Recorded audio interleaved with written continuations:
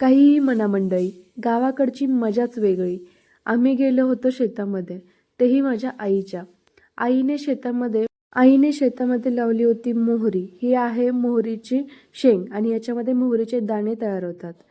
यानंतर आईने शेतामध्ये लावलं होतं तीळ. हे आहे तिळाचं झाड. याला सुंदर अशी पांढरी फुलं आणि या फुलांच्या खाली अशा प्रकारे बोंड तयार झालेली होती. या बोंडांमध्ये तीळ जन्म घेत असतात.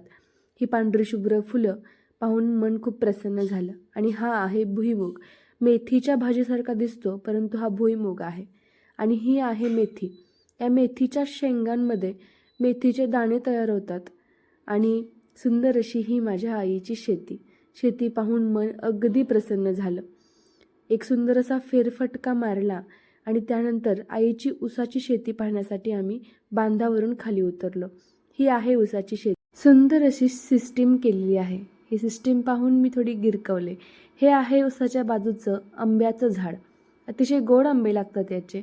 आईने दारं मोडलं, ॲटो बंद केला आणि आम्ही घराकडे जायला निघालो. अशा प्रकारे आईने सुंदर असं